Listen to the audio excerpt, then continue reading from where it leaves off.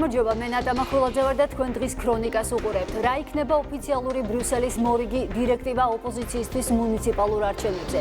გარეაქტორების ინსტრუქციები სულ უფრო ცხადი ხდება. ლელოს წევრების ბრიუსელში ვიზიტი მმართველი გუნდისთვის ამის კიდევ ერთი დასტურია. პრაიმ ტაიმის წყაროზე დაყრდნობით წერს, რომ ერთის მხრივ პარტიამ გახარიესთან ერთად შეასრულა ბრიუსელიდან კონკრეტული ადამიანების მოთხოვნა და ჩაერთო საარჩევნო პროცესში, თუმცა ოპოზიციაში არსებული ზოგადი მძიმე ფონის გამო ლელომ სრულყოფილად ვერ შეძლო საარჩევნო გარემოსთან ადაპტაცია და ოლქების დიდ ნაწილში ვერც მერობის კანდიდატები დაასახელა და ვერც მაჟორიტარები.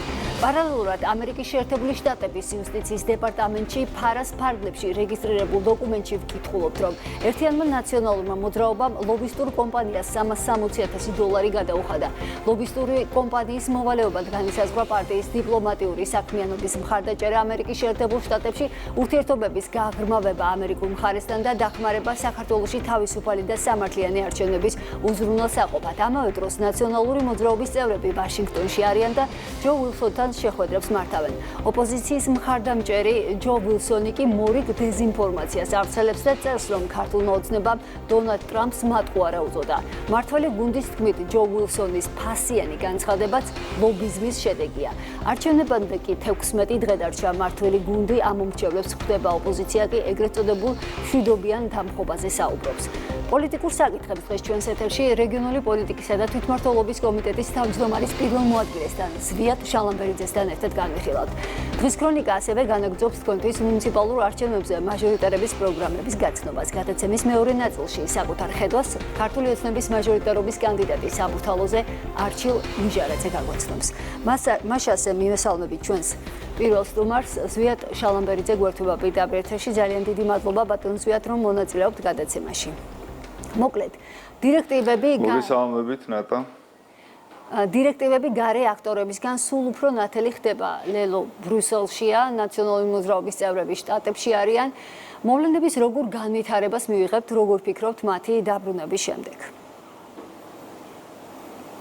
მოგესალმებით, მივესალმებით ჩვენს ტელემაყურებელს. რა თქმა უნდა, ეხლა როდესაც წინასაარჩევნო პერიოდია, ქართული ოცნების გუნდი რეალურად თითო წუთს და თითო საათს ვფრთხილდებით, რომ მაქსიმალურად მოსახლეობასთან გქონდეს შეხვედრები, მაქსიმალურად ყველას მოვიცვათ მუნიციპალიტეტებში, გავაცნოთ ჩვენი ხედვები, გავაცნოთ ჩვენი შესრულებული სამუშაოები ამ 4 წლის განმავლობაში, რაც გაკეთდა რეგიონებში და ამ დროს პოლიტიკური ორგანიზაცია, რომელიც მონაწილეობს არჩევნებში, მიდის საზღვარგარეთ და ეს სხვა არაფერია თუ არა წინასაარჩევნო დღის წესრიგის გადატანა უცხოეთში, რაც ცალსახად მიუთითებს იმაზე, რომ ესე იგი ქვეყნის შიგნით მათ არანაირი ლეგიტიმაცია აღარ აქვთ, რომ რაღაც გარკვეულ მიღწევები მოახდინონ არჩევნებში და რაღაც შედეგებზე გავიდნენ და ფაქტია, რომ ცდილობენ ამ შემთხვევაში ის დირექტივები, რასაც ისინი მიიღებენ ახლა უცხოეთში ჩასვლის შემდგომ, რაღაც გამოიყენონ ან უფრო ალბათ არევის თვალსაზრისით, თორემ რეალურად ჩვენ ვნახეთ, რომ მათ საარჩევნო ოლქების ნახევარშიც კი ვერ წარადგინეს თავიანთი კანდიდატურები, არათუ წინასაარჩევნო კამპანია ჩაეტარებინათ და ფაქტია, რომ მათ არანაირი რესურსი არ აქვთ, არანაირი არჩევნების მოგების და როგორც ნაცადია მათ მიერ და ნაცადი ხერხი აქვთ, მოემზადებიან უფრო არეულობისთვის, ვიდრე იმისთვის, რომ არჩევნებში მიიღონ რაღაც შედეგები. როგორ ფიქრობთ, რამდენად ექნება ზოგადად ბრიუსელს რაიმე სახის როლი ოპოზიციის გეგმებში, აი დაამხონ ხელისუფლება ბრჭყალებში? შეიძლება მათი ეს მუქარა გახდეს რეალური, თუ იქნება ბრიუსელიდან მხარდაჭერა, აი რითია ნაკარნახევი, მაგალითად ეს დღეების და საათების დათქმა, როგორ ფიქრობთ? ბრიუსელი ოფიციალურ განცხადებებში რა თქმა უნდა გაემიჯნება ნებისმიერ ძალადობას და არც არის ამის მოლოდინი, თუმცა ჩვენ ხედავთ, რომ იგივე ევროკავშირის წევრი ქვეყნების მხრიდან გარკვეულწილად ფინანსდება ხშირად ის არასამთავრობო ორგანიზაციები, რომლებიც ახალისებენ ძალადობას და არაერთი მაგალითი ვნახეთ ამის ჩვენ და სამწუხაროდ არ ვართ დარწმუნებული, რომ ამ მაგალითებს კიდევ არ ვნახავთ. თემა არის ის, რომ ხშირად ვლაპარაკობთ ჩვენ ორმაგ სტანდარტზე, რა ვიცი, ალბათ დღე არ გავა, რომ რაღაც ორმაგი სტანდარტის მაგალითები არ მოვიყვანოთ სხვადასხვა მიმართულებით, მაგრამ ფაქტია ის, რომ ჩვენ მოლოდინი გვაქვს, რომ გარკვეული ჩარევები იქნება, მათ შორის, როგორც აღნიშნე ევროკავშირის ქვეყნების მხრიდან ფინანსურ და მხარდაჭერას გულისხმობ იმ არასამთავრობოებზე, რომლებიც შემჩნეული არიან არაერთხელ ძალადობრივი აქციების დაფინანსებაში. არ უნდა დაგვავიწყდეს ასევე ხშირად გვესმის გარე აქტორების ჩარევა ბუნებრივია, ხელისუფლება ამაზე ხშირად აპელირებს. თუმცა დღეს მაგალითად ოპოზიცია სქონდა ესეთი შეკითხვები, რომ რატომ არ ჩამოდის მართა ქოსი საქართველოში, ვინაიდან მას აქვს გარკვეული ტურნე კავკასიის ქვეყნებში. როგორ ფიქრობთ, რა შეიძლება იყოს ამის მიზეზი?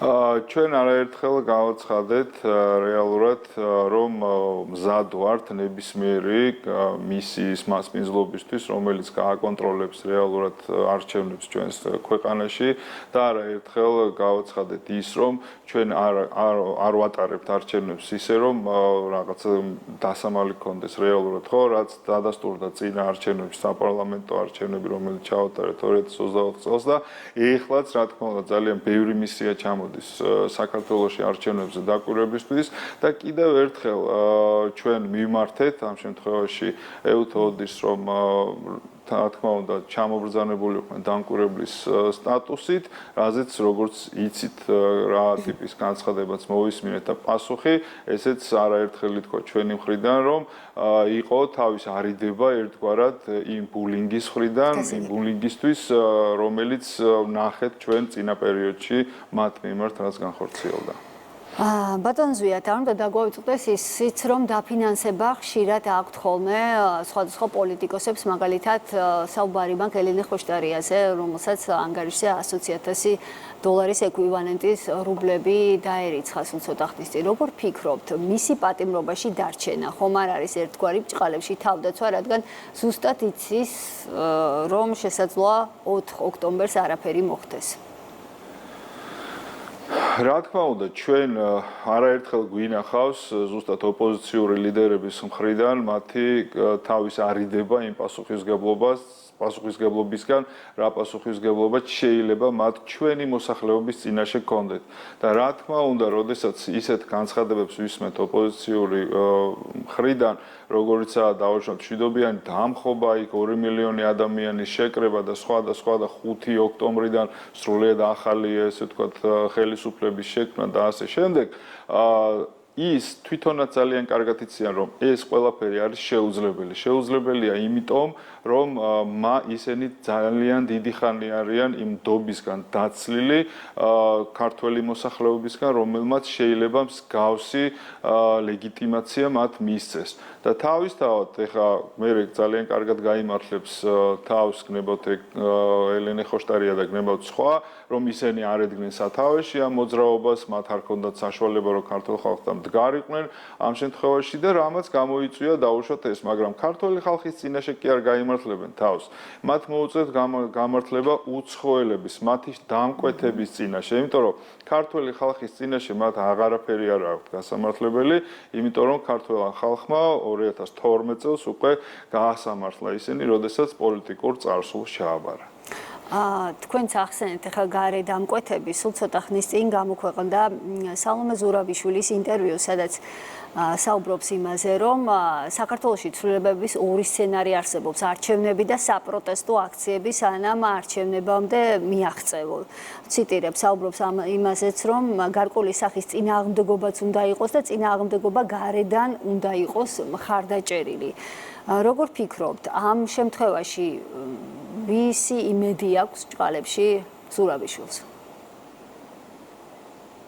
ცოტა ხუმრობით რო ვთქვათ, ალბათ ჯო ვილსონის, იმიტომ რომ ეს ორი ადამიანი არის აბსოლუტურად, არ ვიცი, აცდენილი რეალობას ერთიც და მეორეც. ამ შემთხვევაში ქალბატონი სალომე კვლავ პრეზიდენტს უწოდებს თავის თავს, რაც ძალიან სამწუხაროა და მას კიდევ ერთხელ შევახსენებ, რომ იგი ჩვენი ქვეყნის ყოფილი პრეზიდენტია და ასევე შევახსენებ ჯო ვილსონს, როდესაც ის ძალიან ხმამაღალ განცხადებებს აკეთებს ტრამპთან დაკავშირებით ქართული ოცნებიდან, მას მოუწოდებ, რომ როდესაც ტრამპმა წააგო 4 წლის წინ არჩევნები, კარგად გადაათვალიეროს ოპოზიციური ლიდერები, რომლებიც ერთმანეთს ასწრებდნენ ტრამპთან დაკავშირებით ნეგატიური განცხადებების გაკეთებას, აი ეს განცხადებები ნახოს ჯერ და მერე ვისაუბროთ ან რაიმე მხარდაჭერაზე გარედან, ან არ ვიცი ნებისმიერ სხვა ნაბიჯებზე, რომელიც შეიძლება იყოს ჩვენი ქვეყნის წინააღმდეგ მიმართული. ასე რომ ცოტა ღიმილის მონგრელია ზოგადად ამ ადამიანების ესეთი ბრჭყალებში აქტიურობა, გააგრძელონ კი ბატონო, მაგრამ ამით ჩვენს ქვეყანას ნამდვილად ვერაფერს ვერ დააკლებენ. ჯო ვილსონი ახსენეთ და ეგრეთ წოდებული მისი ფასიანი განცხადებები ვნახეთ. ასევე ცნობილია, რა თანხავს ხარჯავს ზოგადად ნაციონალური მოძრაობა ლობიზმზე. როგორ ფიქრობთ, იმოქმედებს თუ არა ეს გადატვირთვის პოლიტიკაზე შტატებსა და ოფიციალურ თბილისს შორის? მე საერთოდ არ ვაიგივებ ჯო ვილსონს ოფიციალურ შეერთებული შტატების ხელისუფლებასთან, ნამდვილად ეს ადამიანია ცალკე განყენებული სუბიექტია საერთოდ, მიუხედავად იმისა, რომ ის კონგრესმენია, თუმცა მისი განცხადებები გვაძლევს ამის თქმის უფლებას. ჩვენ რა თქმა უნდა ვრჩებით იმ პოზიციაზე, რომ ჩვენ გვინდა სტრატეგიული პარტნიორობა ამერიკის შეერთებულ შტატებთან და გავაგრძელოთ, რა თქმა უნდა, ისევე როგორც ევროკავშირთან და ამის მოლოდინში ვართ და ვფიქრობთ, რომ ძალიან პოზიტიური მიმართულებით გადაიდგმება ძალიან ბევრი ნაბიჯი უახლოეს მომავალში და ყველანი თითოეულ ჩვენთაგანი ამის მომსწრეები ვიქნებით. ბოლო პერიოდში ვიხილეთ დაკავებების სერია. სახელმწიფომ იქნება კორუფციასთან შეურიგებელიო, აცხადებს მმართველი ელიტა. შესაძლოა თუ არა, როგორ ფიქრობთ, პოლიტიკურ დანაშაულებებზე კიდევ გაჩნდეს შეკითხვები, მაგალითად, ყოფილ მაღალჩინოსნებთან? რა თქმა უნდა, ცოტა რთულია, როდესაც შენი გუნდის წევრი ზეიგებს მსგავს ინფორმაციას და რა თქმა უნდა, ეს მხოლოდ ინფორმაცია არ არის, ეს არის ფაქტებით დადასტურებული და გამოძიება კიდევ ძალიან ბევრ კითხვას გასცემს პასუხს, მაგრამ რა თქმა უნდა, კანონი ყველასთვის ერთია, ეს იქნება ქართული ოცნების გუნდის წევრი, პოლიტიკური მოხელე, საჯარო პირი, ბიზნესმენი თუ არა აქვს მნიშვნელობა. კანონის უზენაესობა უნდა იყოს ყველასთვის ერთი და რა თქმა უნდა, ყველა ვინც შესაბამისად რაღაცა კანონის არაკანონიერ ქმედებას ჩაიდენს, რა თქმა უნდა, იქნებით ძალიან მკაცრი ამ მიმართულებით. თუმცა მომავალში რა იქნება რეალურად ამაზე ცოტა რთულია საუბარი, თუმცა მე დარწმუნებული ვარ, რომ ყველა ის გადაცდომა, რაც აქამდე იყო, ან შესაძლებელია მომავალში იყოს, შესაბამისად იქნება პასუხგაცემული. გასაგებია და ერთიც თქვენ აქტიურად ხართ ჩართული საარჩევნო პროცესში, ეხლაც რეგიონშიც იმყოფებით. მმართველი გუნდი აანონსებს იმას, რომ 65%-ზე მეტს აიღებენ მუნიციპალურ არჩევნებში. თქვენ როგორ ფიქრობთ, რაზე დადებს ამომრჩეველი ამ ეტაპზე ფსონს?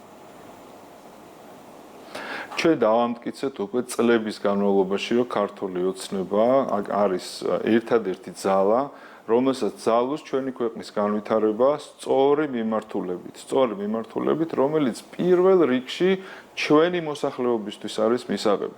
ჩვენ არ ვიღებთ დაკვეთას ქვეყნის ფარგლებს გარედან, ჩვენ ვიღებთ დაკვეთას ჩვენი მოსახლეობისგან და ჩვენი მოსახლეობისგან მიღებული დაკვეთით ვაკეთებთ საქმეს და შესაბამისად წლების განმავლობაში, ბოლო პერიოდში, რა თქმა უნდა, ბოლო 13 წლის განმავლობაში ეს არაერთხელ დავამტკიცეთ ჩვენს თანაქალაქელებს და თავისთავად ის მანდატი, რაც აქამდე ჰქონდა ჩვენ თანაქალაქელებისგან და მოსახლეობისგან, ეს მანდატი კიდევ უფრო გაიზარდა და რა თქმა უნდა, ამის მოლოდინიც გვაქვს, რომ კიდევ უფრო უკეთესი შედეგი გვექნება, ვიდრე გქონდა დაუშვათ წინა წლის საპარლამენტო არჩევნებში.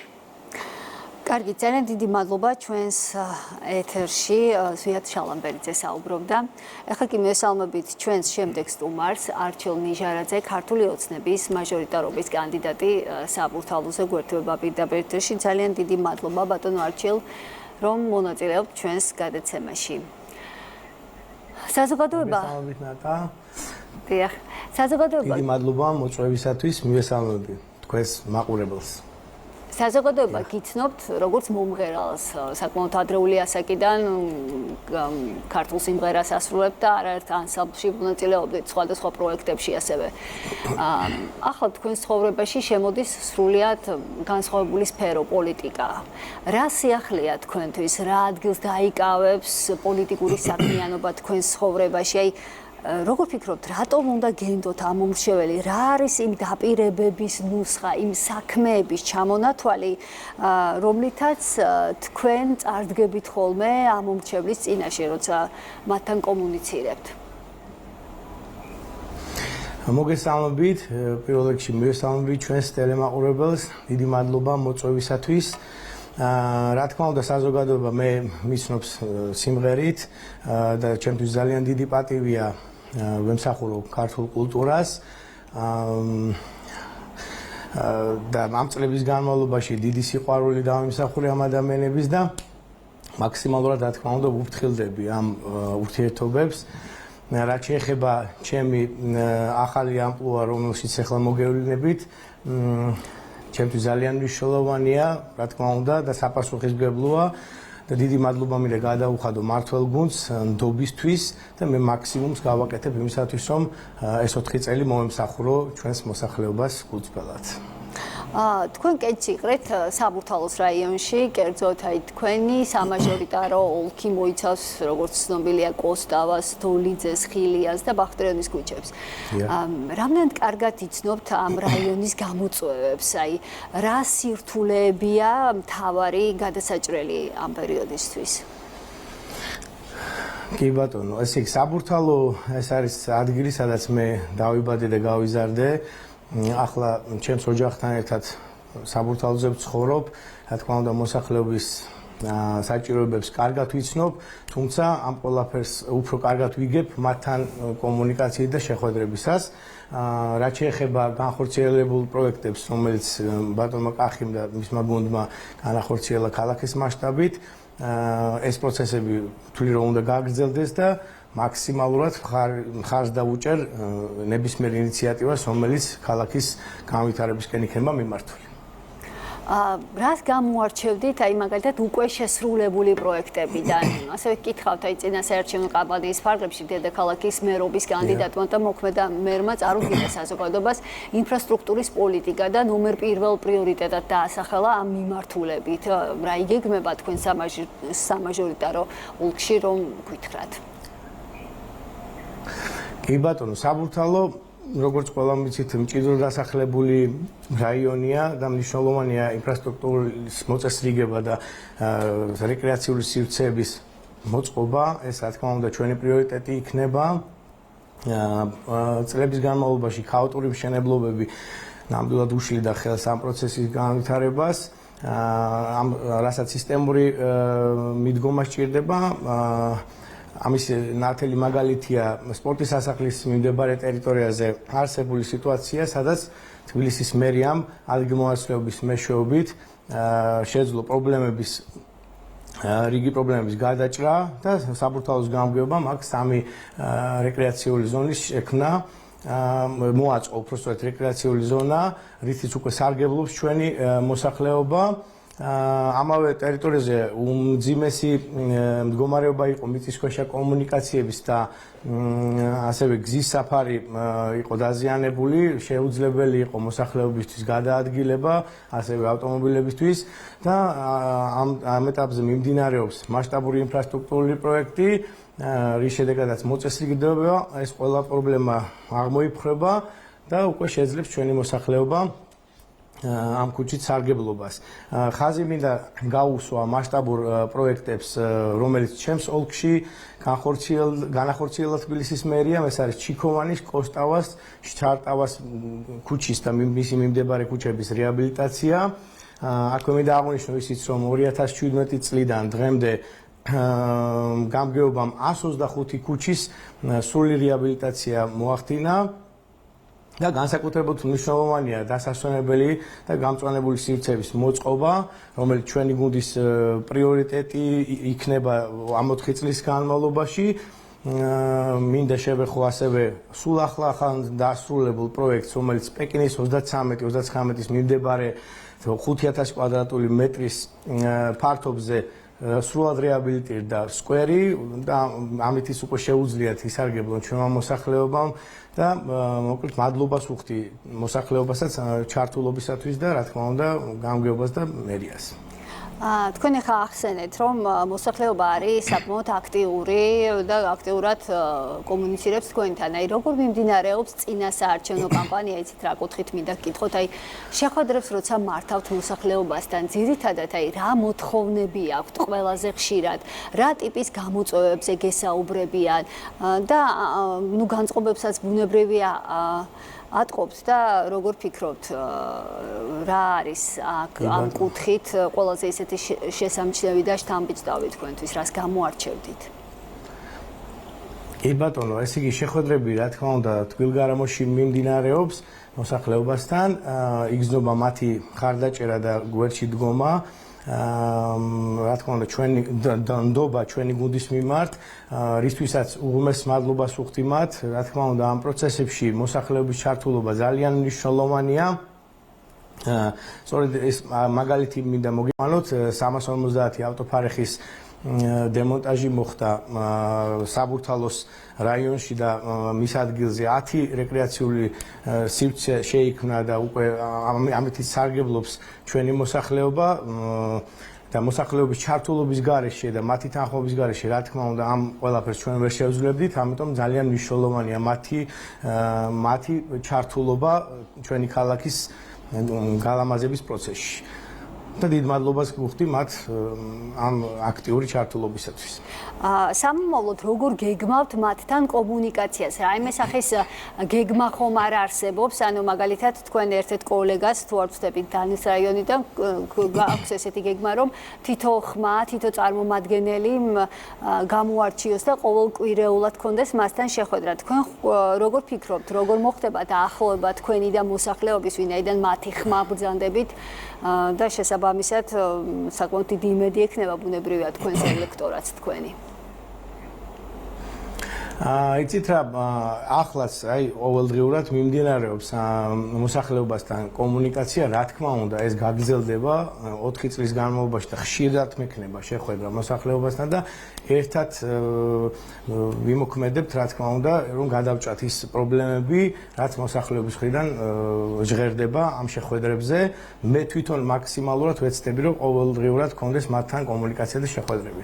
ასე რომ გქონდეთ ჩემი იმედი მოსახლეობას და აქამდე რა თქმა უნდა ამ წლების განმავლობაში ისინი მისმენდნენ როგორც მომღერალს, ახლა უკვე მე მოვუსვენ მათ საჭიროებებს და ერთად გადავჭით ამ პრობლემას. ძალიან დიდი მადლობა ჩვენს ეთერში არჩილ ნიჟარაძე საუბრობდა, ეხა კი ირაკლი კობახიძე პრემიერ-მინისტრი აკეთებს განცხადებას, რომელიც ამ დროისთვის ფონდში იმყოფება. დაათვალიერეთ ეს შესანიშნავი შენობა, რომელიც არის კულტურული მემკვიდრეობის ძეგლი და რომელიც აღდგა ფონდ ქართოს ძალისხმევით. მე მინდა ფონდს გადავუხადო მადლობა, პირადად ბიძინა იმრიშვილს მინდა გადავუხადო მადლობა მარაჩვეულებრივი პროექტისთვის და როგორც მოგეხსენებათ ამ შენობაში განთავსდება ახალგაზრდული ჰაბი, სადაც ახალგაზრდებს ექნება თვითრეალიზების, საკუთარი ინტერესების რეალიზების საშუალება და რა თქმა უნდა მნიშვნელოვანია ამ კუთხითაც ამ ლამაზი შენობის რეაბილიტაცია. ჩვენ ასევე ფოჩი დღეს მოვინახულეთ ნახლად რეაბილიტირებული სკოლის შენობა, 80 წლის შენობა, რომელსაც დღემდე არ ჩატარებია რეაბილიტაცია და მნიშვნელოვანია რა თქმა უნდა, რომ ბავშვებს ექნებათ ახალ შენობაში, რეაბილიტირებულ შენობაში განათლების მიღების საშუალება. და ასევე დღეს არის ენერგეტიკოსის დღე, ჩვენ ვიყავით ენგურჰეზე, სადაც ეს დღე აღნიშნეთ და კიდევ ერთხელ მინდა მიულოცო ენერგეტიკოსებს ეს დღე და მინდა მადლობა გადავუხადო მნიშვნელოვანი საქმისთვის, რომელსაც ისინი აკეთებენ. ენერგეტიკის განვითარება არის ჩვენთვის ერთ-ერთი უმთავრესი პრიორიტეტი. როგორც მოგეხსენებათ, ძალიან დიდი შედეგები შედეგები გქონდა ჩვენ 2012 წლის შემდეგ ენერგეტიკის სფეროს განვითარების მიმართულებით და სამომავლოდაც გვაქვს სერიოზული გეგმები, განხორციელდა სერიოზული ცვლილებები ამ ბოლო პერიოდის განმავლობაში იმისათვის, რომ კიდევ უფრო მეტად გაძლიერდეს ენერგეტიკული სისტემა და გაგრძელდება მიმართულებით აქტიური მუშაობა. მოკლედ კითხვები ნაციონალური მოძრაობის წევრები შეხვდნენ ჯო ვილსონს ამერიკაში, მან კი ცალკე დაწერა განცხადება, რომ თითქოს ოცნებას ძულს ტრამპი და მას მარტყუარას უწოდებს. რატომ ატყუებენ ნაციონალური მოძრაობის წევრები ამერიკელ ცალკეულ პოლიტიკოსებს და რა ფასი აქვს ვილსონის განცხადებას თვალყურს? საინტერესო არ არის პრინციპში, ბოლოს გაირკვა რომ რაღაც 2012 წლამდე არსებულ პროექტზე საუბრობდნენ, რომელიც შემდეგ არ განხორციელდა, აქ იყო გარკვეული გაუგებრობა. საინტერესო არ არის, ჯო ვილსონი ნაცმოძრაობა ორივე ერთ ხაზია, ხო, ისინი არიან Deep State-ის აგენტები, შესაბამისად მათი ერთმანეთთან შეხვედრა არის ფაქტიურად შედაბარდული შეხვედრა, შესაბამისად ჩვენთვის ეს ვერ იქნება საინტერესო. ბატონი ირაკლი 4 ოქტომბერზე მინდა რომ გითხოთ ბოიკოტში მყოფი ოპოზიცია საუბრობს ისევ ემზადება 4 ოქტომბრისთვის ახსენებენ რევოლუცია, გადატრიალება და ასე შემდეგ კიდევ ერთხელ შეიძლება რომ ზოგადად თლიანად ოპოზიცია არის გაურკვევლობაში თქვენ იცით რომ არის ორი პარტია რომელიც არჩევნებში მონაწილეობს არის კიდევ ორი პარტია რომელიც არჩევნებში მონაწილეობას ხალხად აცხადებს და ფუნქცია ამ კუთხითაც აქვთ დაკარგული შესაბამისად მათ ყველაფერი დარჩენია თუ არა ისაუბრონ რაღაც რადიკალურ სცენარებზე თუმცა ასეთი საუბრები რადიკალიზაციაზე რადიკალურ სცენარებზე ჩვენ გვახსოვს უკვე მრავალი წელია და ასევე ისიც გახსოვთ რომ არც ერთი ეს საუბარი არ დასრულებულა წარმატებით რადგან იმიტომ რომ სახელმწიფო ყოველთვის იყო მოწოდების სიმაღლეზე და რა თქმა უნდა არავის აძლევდა რადიკალური სცენარების განხორციელების საშუალებას მით უმეტეს ახლა როდესაც ჩვენი სახელმწიფო და სახელმწიფო ინსტიტუტები არის ძლიერი როგორც არასდროს რა თქმა უნდა არავის მიეცემა არავითარი არათუ რაიმე რევოლუციური სცენარის რაიმე რადიკალური სცენარის განხორციელების საშუალება ბატონო თქვენი მინისტრი გელა გელაძე ჩინეთში ბელარუსიის საგამოძიებო კომიტეტის წარმომადგენლებს შეხვდა რა გაქვთ მათთან სალაპარაკო და რა საერთო გაქვთ და რატომ დამალა ის შეხვედრა შინაგან საქმეთა სამინისტრო ასევე რუსეთის შინაგან საქმეთა მინისტრის იმყოფება რაიმე ტიპის აუდიენცია თუ შედგა მასთანაც რაც შეეხება ბატონი გეკა გელაძეს ვიზიტს ეს არის ოფიციალური ვიზიტი აქ დასამალი არაფერია ვერიქით აბსოლუტურად ღიად გაცხადებული ვიზიტია ის იმყოფება ჩინეთში თქვენ მოგეხსენებათ რომ ჩვენთვის განსაკუთრებული პრიორიტეტია ჩინეთთან როგორც პოლიტიკური ისე ეკონომიკური კუთხით თანამშრომლობის გაღრმავება და ამ კუთხით რა თქმა უნდა ძალიან მნიშვნელოვანია რომ შინაგან საქმეთა მინისტრი იმყოფება ჩინეთში დანარჩენი არ ვიცი რა გეპასუხოთ მნიშვნელოვანი ვიზიტია და რა თქმა უნდა ჩვენ დიდი ინტერესით ველოდებით ამ ვიზიტის შედეგებს. ბატონო პრემიერო ოპოზიციას საუბრობს ხელისუფლების მშვიდობიან დამხობაზე არ წვეთს და მათ იმედი აქვს რომ დესტრუქციული გეგმები საზოგადოების ნაწილი ამ საზოგადოებას შეუერთდება. თქვენი პოზიცია რა არის ამ ოპოზიციის იმედებთან დაკავშირებით? მთავარი რაც არ აქვს ოპოზიციას ეს არის ხალხის ხარდაჭერა. თუ ხალხი არ გიჭერს ხარს, მონებრივია ვერავითარ რევოლუციურ სცენარს ვერ განახორციელებ, ვერც არჩევნებს იგებენ, ვერც რევოლუციებს აწყობენ. ერთადერთი მარტივ მიზეზის გამო, რომ ხალხი მათ არ უჭერს მხარს. როგორ შეიძლება ხალხი მხარს უჭერდეს კოლექტიურ ნაცმოძრაობას? როგორ შეიძლება ხალხი მხარს უჭერდეს კოლექტიურ აგენტურას, ხო, უცხოურ აგენტურას? შეუძლებელია ეს ყველაფერი აქედან გამომდინარე, მთავარი მიზეზი, რატომაც ვერც არჩევნებში აღწევენ წარმატებას და ვერც ქუჩაში, ეს არის ხალხის მხარდაჭერის დეფიციტი, რა თქმა უნდა, ასე გაგრძელდება პროცესები. გახარიამ განაცხადა, რომ არავითარი მშვიდობიანი დამხობა არ იქნება და ეს არის უპასუხისმგებლო განცხადებები, რა შეგვიძლია თქვენ ამასთან დაკავშირებით. ესეც კარგია, რა თქმა უნდა, რადიკალური ოპოზიციის შიგნით არის ასეთი უთანხმოება, ერთმანეთსგან რადიკალურად განსხვავებულ გზავნილებს უზიარებენ საზოგადოებას. კარგია, ეს ყველაფერი კარგია, იმისათვის რომ ჩვენ მოახერხოთ საბოლოოდ საზოგადოების დამშვიდება, ქვეყნის დამშვიდება, ეს არის ჩვენი მთავარი ამოცანა და ეს არის ის სწორი პროცესი, რომელიც ჩვენ საბოლოო ჯამში მიგვიყვანს ქვეყნის დამშვიდებამდე, ეს არის ჩვენი უმთავრესი ამოცანა. და რა თქმა უნდა ამას მაქსიმალურად შევუწყობთ ხალხს. ლელოს ლიდერები გაემგზავრნენ ბირიუსელში, აი ორი კვირით ადრე არჩევნებამდე მათი გამგზავრება რაზე მეტყველეს მე რომ ამბობთ რომ ისინი უცხოურ ინტერესებს ატარებენ უგვირთ არჩევნებამდე არის დარჩენილი ორი კვირა ამ დროს ზოგი ამერიკაშია, ზოგი ბრიუსელშია, ზოგი ბერლინშია, ნუ თავადაც შეგიძლიათ იმშელოთ, ვის ინტერესებს ატარებენ ეს ადამიანები და ვის ინტერესებს ეყრდნობიან, ვის ხარდაჭერას ეყრდნობიან ეს ადამიანები. ხო, ეს არ არის ქართული ხალხი, ესენი არიან ბიუროკრატები სხვადასხვა დედაქალაქში და ამიტომ აგებენ. როდესაც შენ ორიენტირებული ხარ არა საკუთარ მოსახლეობაზე, საკუთარ ხალხზე, არამედ ვიღაც ჩინოვნიკებზე, ამა თუ იმ კაბინეტში, ამა თუ იმ დედაქალაქში, რა თქმა უნდა, ყველა არჩევნებს წააგებ და ყველანაირ ქუჩას წააგებ. ეხლა შტარიას გირაოს არ გადახდათ რომ შეაფასოთ თუ რატო ან არ იხდის და ეს ნაბიჯი რომ შეაფასოთ. ნუ ზოგადად თვითდაზიანება არის პოლიტიკაშიც ისე როგორც ციხეში მიღებული პრაქტიკა, მათ შორის შემშილობის სახით, სხვადასხვა ფორმით და მათ აირჩიეს კიდევ ერთი ფორმა ამ შემთხვევაში თვითდაზიანების, ეს არის თვითდაბატიმრება. არავის არ ქონდა განზრახული მისი დაბატიმრება, შეეფარდა გირაო, სასამართლომ შეუფარდა გირაო, არა მაინც და მაინც უნდა რომ ჩასდეს ციხეში. ეს არის თვითდაზიანების ერთ-ერთი ფორმა, ნუ დემოკრატიაა და შეუძლიათ ეს ფორმაც გამოიყენო. საქსტატზე მინდა კითხვა, მაგრამ 2025 წლის მეორე კვარტალში საქართველოს თლიანი შიდა პროდუქტების ეკონომიკა 7.3% გაიზარდა, რისი დამსახურება ეს ძალიან მიხარია რომ ჩვენ წელსაც შევინარჩუნეთ ეკონომიკური ზრდის მაღალი ტემპი, როგორც მოგეხსენებათ, გასული წლების განმავლობაში, 4 წლის განმავლობაში საშუალო ეკონომიკურმა ზრდამ შეადგინა 9.4% და წლევანდელი საშუალო ზრდა შეადგენს 8%. ეს ნიშნავს იმას, რომ ჩვენ მოახერხეთ სწრაფი ტემპის შენარჩუნება ეკონომიკური განვითარების კუთხით და ეს არის ჩვენი უმთავრესი პრიორიტეტი. ჩვენ სწორედ ეკონომიკურმა განვითარებამ მოგცა სხვადასხვა მიმართულებით მოსახლეობის, მათ შორის სოციალური მდგომარეობის გაუმჯობესების საშუალება, მაგალითად 4 წელიწადში განახევდა სიღარიბე და პირველად დაფიქსირდა სიღარიბის ერთნიშნა მაჩვენებელი 9.4%. რა თქმა უნდა, სწრაფი ეკონომიკური ზრდა ნიშნავს ახალი სამუშაო ადგილების შექმნას, საშუალო ნაზღაურების ზრდას, ეს ნიშნავს სიღარიბის კიდევ უფრო მეტად შემცირებას და განსაკუთრებულად მოხარული ვართ, რომ ფიქსირდება ეკონომიკური ზრდის მაღალი ტემპი, რაც მოგცემს იმის საშუალებას, რომ ჩვენ მალე დავახლოვდეთ საშუალო ევროპულ სტანდარტებს ეკონომიკური განვითარების თვალსაზრისით. მილიონიანი გარიგება ლობისტებთან ფარამ ნაცნობრაობისა და ამერიკული ურდიული კომპანიის კონტრაქტი გაასაჯაროა, რა შეგვიძლიათ ამასთან დაკავშირებით? ვაკაც იგივე მიდგომა, ამდენი ფული რომ დაეხარჯათ ქართული ხალხის ყურადღების მიპყრობაზე, არწმუნებული ვარ, რომ ცოტა მეტი უკეთესი შედეგი ექნებოდა არჩევნებშიც და ქუჩაშიც, თუმცა ამის ნაცვლად ისინი ფულს ხარჯავენ გარე ლობისტებთან იმისათვის, რომ ვიღაცა უცხოელი ჩინოვნიკის გული მოიგონ, ასეთი სახით სახალხო პოლიტიკა არ გეთდება. ჩვენ მუშაობთ ხალხთან, ჩვენ გვაქვს კომუნიკაცია ხალხთან, ჩვენ ვაკეთებთ საქმეებს ხალხისთვის, საზოგადოებისთვის და შესაბამისად ეს ყველაფერი აისახება ხალხის ხარდაჭერაზეც, მათ შორის არჩევნებზე. ამ დროს, იგივე დროს, ჩვენი ოპონენტები მუშაობენ არა ხალხთან, არამედ მუშაობენ გარე სუბიექტებთან, ჩინოვნიკებთან, მათ ახარჯავენ ფულს. ასე რა თქმა უნდა ისინი წარმატებას ვერ მიაღწევენ. რადიკალური მემარცხენე ორგანიზაცია ანტიფა დონალდ ტრამპმა შეაფასა როგორც გამოაცხადა როგორც ტერორისტულ ორგანიზაციად, მან განაცხადა რომ ის ებრძვის რადიკალიზმს და ზიზღის ენას, აი ხომ ვერ ხედავთ ქართულ რეალობას ხომ რამ პარალელს ხომ? რა თქმა უნდა, მე კიდევ ერთხელ გაიმეორებ, მაგალითად იგივე რომ ნახოთ რეაქციები ამერიკელი აქტივისტის მკვლელობასთან დაკავშირებით ერთნაირი რეაქციები ჰქონდათ ქართულ და ამერიკელ ეგრეთ წოდებულ ლიბერალებს, ხო, ზიზღი, მოწონება ფაქტის სიხარულის გამოხატვა, სიცილი ამასთან დაკავშირებით ახალგაზრდა 31 წლის კაცი მოკლეს და ადამიანებს ქართულ ეგრეთ წოდებულ ლიბერალებს, ისე როგორც ამერიკელ ეგრეთ წოდებულ ლიბერალებს ეს ყველაფერი გაეხარდათ. ეს არის რა თქმა უნდა ძალიან შემაშფოთებელი და საქართველოშიც ეს ყველაფერი ინერგება ზუსტად იგივე ძალების მიერ, რომლებიც მოქმედებენ ამერიკის შეერთებულ შტატებშიც და ეს არის ეგრეთ წოდებული deep state.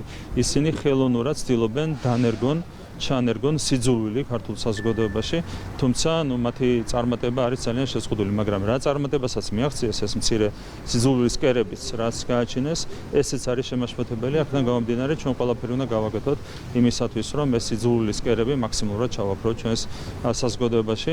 რაც შეეხება პრეზიდენტ ტრამპის გადაწყვეტილებას, ეს არის საკმაოდ ხისტი გადაწყვეტილება, თუმცა მე მგონია, რომ არის პრაგმატული გადაწყვეტილება, არ შეიძლება ექსტრემის კონდეს ასეთი გასახანი ამა თუ იმ საზოგადოებაში. ჩვენც ვიტყვი რომ მაქსიმალურად კაცრები ვიქნებით კანონის აღსრულების კუთხით ნებისმიერი ფორმის ექსტრემიზმის მიმართ.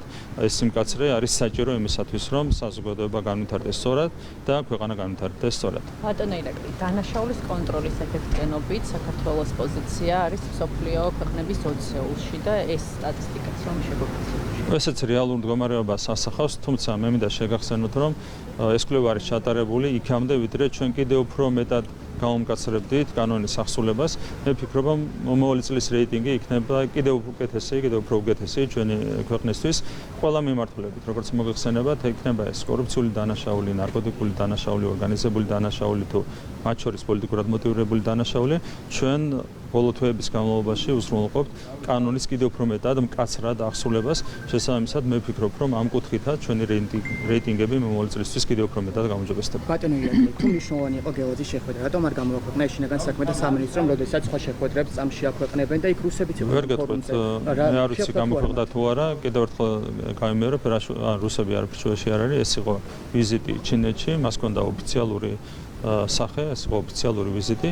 აქედან გამომდინარე, რა თქმა უნდა, აქ დასამალი არაფერი არ არის, პირიქით. კიდევ ერთხელ ვაცხადებთ, რომ ჩვენ მივესალმებით მხოლოდ და მხოლოდ ჩინეთთან როგორც პოლიტიკური, ისე ეკონომიკური ურთიერთობების მაქსიმალურად გაღრმავებას. კი, ბატონო, დიპლომატიური პასპორტების მქონეებს შეხეთმა შეგიჩერათ ვიზო მიმოსვლა. აი, როდესაც იძახით, რომ ალაგებთ ურთიერთობას ამ ქვეყნებთან, თუმცა ვხედავთ, რომ უფრო იზრდება მათი ზეწოლა თქვენზე. აი, რას უპასუხებთ ახლა ჩეხეთის მთავრობას? ნუ რეალურად ეს არის, როგორც მოგეხსენებათ, ევროკავშირის ინსტიტუტის, ევროკომისიის მიერ მიღებული გადაწყვეტილების გაგრძელება, ნუ ეს არ არის ახალი გადაწყვეტილება, კომისიამ მიიღო თავის დროს გადაწყვეტილება და ცალკეული ქვეყნები ამ გადაწყვეტილებას აღასრულებენ. ანუ ეს არ არის სიახლე. თავისთავად რაც შეეხება საქართველოს ევროკავშირის ურთიერთობებს, თქვენ ხედავთ, რომ ძალიან მძიმე მდგომარეობაა ევროპულ სტრუქტურებში, ევროპულ ბიუროკრატიაში, რაც არ იძლევა ქართულ ევროკავშირთან საქართველოს ურთიერთობების გადატვირთვის საშუალებას ამ ეტაპზე. თუმცა ჩვენ გვაქვს იმედი, რომ როგორც კი დასრულდება ომი უკრაინაში, გვექნება ორმხრივი ურთიერთობების გადატვირთვის შესაძლებლობა. მარტაკოსის ვიზიტზე მინდა ასევე ვკითხოთ, ბატონო ირაკლი, ევროკომისარი ტურნეს სამხრეთ კავკასიაში ისე დაასრულებს, რომ თბილისში არ ჩამოვა. ისურვებთ თუ არა მასთან შეხვედრას და ფიქრობთ თუ არა, რომ თქვენი პოლიტიკის შედეგია, რომ ქვეყანა მნიშვნელობას კარგავს რეგიონში? ჩვენ ყველასთან ვართ მზად შეხვედრისთვის, რაც შეეხება ევროპულ ბიუროკრატიას, მათ უნდა გადახედონ საკუთარ პოლიტიკას და ერთ რამეს ვიტყვი ასევე, რომ ევროპული ბიუროკრატიის პოლიტიკამ ევროპა მიიყვანა საკმაოდ მძიმე მდგომარეობამდე და მძიმე ტენდენციებამდე. რა თქმა უნდა, ევროპა ჯერ კიდევ ინარჩუნებს, მათ შორის კეთილდღეობის იმ დონეს, რომელიც 70 წლიანი უწყვეტი მშვიდობის საფუძველზე შეიქმნა ევროპის მასშტაბით, მაგრამ ტენდენციები არის უკიდურესად შემაშფოთებელი. კიდევ ერთხელ გამიმერებ, რომ მაგალითად ევროკავშირის წილი მსოფლიო ეკონომიკაში იყო 2008 წელს 30% და ეს წილი არის ჩამოსული 17.9%-მდე. როდესაც ასეთი მძიმე მდგომარეობა გაქვს, ასეთი მძიმე ტენდენციები გაქვს, რა თქმა უნდა იყო გადართული როგორც საკუთარი პრობლემების გადაჭრაზე, ასევე ურთიერთობების მაქსიმალურად განვითარებაზე. თუმცა ამ ფონზე ვხედავთ, რომ ისინი არათუ ურთიერთობების თანამშრომლობის განვითარებას ცდილობენ, არამედ ისინი პირიქით ცდილობენ, რომ ხელოვნურად ჩაჭრან კავშირები ისეთ ქვეყანასთან, მაგალითად, როგორც არის საქართველო. ეს არ შედის ევროკავშირის ობიექტურ ინტერესებში და აქედანაც ჩანს, რომ ევროპული ბიუროკრატია თავიდან ბოლომდე იმართება გარე ძალების კარნახით და არა ევროპის საზოგადოების ინტერესების კარნახით. ხო, მაგრამ თქვენი აზრით, რატომ არ ჩამოვიდა მარტაკოსი საქართველოში და რა არის მიზეზი, რომ სომხეთში და აზერბაიჯანში ჩადიან და ჩვენთან არა? კიდევ ერთხელ გამიმერებ, რომ ევროპული ბიუროკრატია არის თვისებრივად გარე ძალების გავლენის ქვეშ, ეს არის deep state-ი. deep state-ის გავლენების შესუსტა ამერიკის შეერთებულ შტატებში, მაგრამ აქცენტები გადმოვიდა ევროკავშირში და ამის გაგრძელება, რა თქმა უნდა, თუნდაც ის, რომ ქალბატონი მარტაკოსი არ ჩამოდის საქართველოში. მე კიდევ ერთხელ გამოთქვა იმედს, რომ როგორც კი დასრულდება ომი უკრაინაში, ეს მიდგომები შეიცვლება. ჩვენი მხრიდან კიდევ ერთხელ შეგვიძლია გამოხატოთ სრული მზაობა, რომ გადავტვირთოთ ურთიერთობები ევროკავშირთან. ჩვენ ვართ სრულიად ღია, თუმცა მათი მხრიდან ხედავთ საბჭოურ მიდგომებს, არჩაგეტილობას, არსაუბარს. ეს არის სრულიად საბჭოური მიდგომები, რაც უნდა გამოსწორდეს. თქვენ უსმენთ ირაკლი კობახიძეს, საქართველოს პრემიერ-მინისტრს, მე კი ამით უკვე გამშვიდობებით შაბათამდე.